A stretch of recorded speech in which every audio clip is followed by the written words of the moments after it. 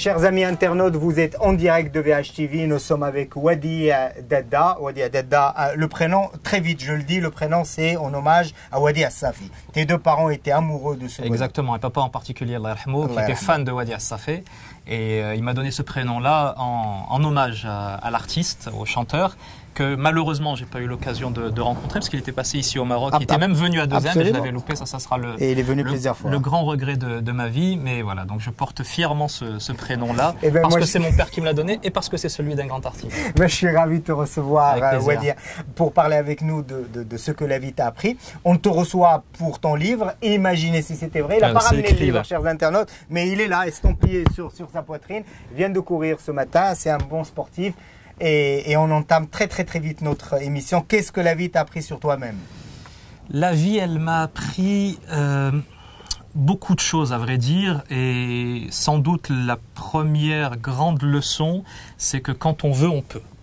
Voilà, c'est-à-dire qu'il n'y a pas de présupposé, il n'y a pas de préalable nécessaire.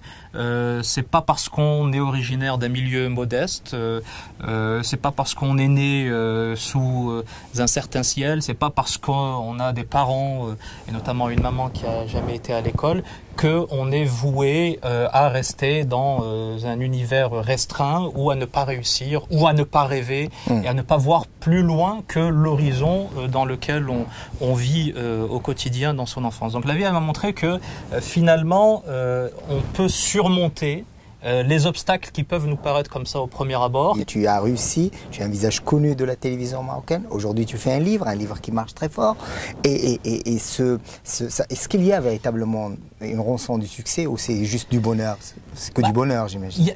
Oui, c'est avant tout du bonheur. Ça, c'est clair et net. C'est-à-dire que ce qu'il faut... Je pense que ce qui doit être le moteur de l'existence, c'est ce plaisir qu'on tire des réussites qu'on a, quel que soit le niveau de réussite. Il n'y a pas besoin d'atteindre des niveaux extraordinaires ou de faire comme un tel. Le but, c'est de se fixer soi-même ses objectifs. Petit à petit, on n'arrive à rien tout seul. Tout à fait. On est toujours aidé par les autres et même parfois par des gens qui ne sont même pas conscients qu'ils ont été déterminants dans ton existence. Donc déjà, la première chose, c'est d'être reconnaissant vis-à-vis des personnes qui t'ont permis d'être où tu en es. Et ces personnes-là, elles sont très nombreuses. Depuis, ça commence bien sûr par les parents. Absolument. Sans eux, on n'est rien. La maman en particulier, le Walid Allah yarhamou. Et puis ensuite, il y a l'entourage qui s'agrandit, c'est les enseignants, c'est la personne avec qui j'ai fait mon premier stage en tant que journaliste dans la presse écrite à Avignon, mon rédacteur en chef qui était Monsieur Magnassi, Ouhna Radine, à Deuxième, ça a été Samira Sitaïl, Cheikh Hamadi, etc. Enfin, toutes ces personnes-là. Donc, toujours quand on y arrive, c'est fondamental. Je veux dire, l'ingratitude, pour moi, c'est ce qu'il y a de pire. Qu'est-ce que la vie t'a appris justement sur les valeurs humaines? Elle m'a appris qu'il y avait à la fois le meilleur et le pire.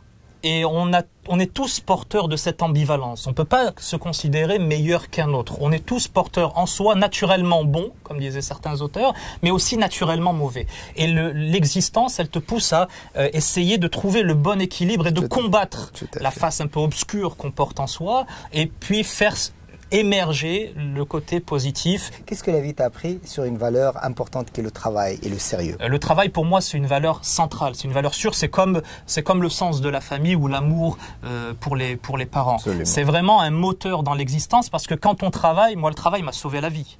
Mon travail et la grande chance que j'ai, c'est d'avoir su très tôt ce que je voulais faire plus tard et d'avoir été très tôt passionné par cet univers et ce métier du journalisme. Et ça m'a sauvé la vie parce que, par exemple, ce que les gens ne savent pas forcément, le jour où je mets les pieds à Deuxième, c'était le 1er mai 2006, je perds mon frère. Donc j'apprends cette nouvelle-là, mon frère était en France, et sans cette passion, cet amour de mon métier, j'aurais pu, à ce moment-là, tu sais, quand tu arrives à la mort, c'est qui tout double. Soit tu te laisses détruire, dans le gouffre, soit tu rebondis grâce à la foi, grâce à l'amour de la famille, etc. Et ce qui m'a sauvé, c'est le boulot, quoi. C'est le travail. C'est-à-dire que pour éviter de penser en permanence à cette douleur, à cette tragédie-là, ben je bossais en permanence. C'est-à-dire j'arrivais à Deuxième à 8 h et je quittais à 22 h ou 23 h. Juste le temps d'aller me coucher, puis le lendemain, basta. Et ça a été comme ça pendant plusieurs mois. Voilà, ça a été salutaire parce que quand tu bosses, même si tu t'assommes par le boulot, mais ça reste bénéfique, tu fais des choses positives, tu te détruis pas. Tu es jeune et que tu démarres beaucoup de choses et que là tu te lances dans une carrière littéraire, parle-nous brièvement de ce livre. Ce livre, ça rejoint un petit peu, ça résume un peu tout ce que j'ai dit jusqu'à maintenant. C'est-à-dire que l'idée, moi, c'est un rêve de gamin, quoi. Et on s'est rencontrés, on a eu l'occasion d'échanger. Je suis vraiment très honoré, vraiment ravi de répondre à ton invitation. C'est un plaisir. Voilà, dans ma tête, étant gamin, je voulais écrire un bouquin. Comment, pourquoi, avec qui, je savais pas, mais je voulais le faire. Et finalement, ces chroniques-là sont arrivées comme une espèce de lumière sur mon parcours, sur mon chemin, en me disant, ben voilà la voie à suivre. Et puis j'ai tenté le coup avec des gens. Je parlais des gens qui m'ont aidé, qui ont été absolument extraordinaires. Et ça, je le dis à toutes les personnes qui ont des envies, des ambitions, etc.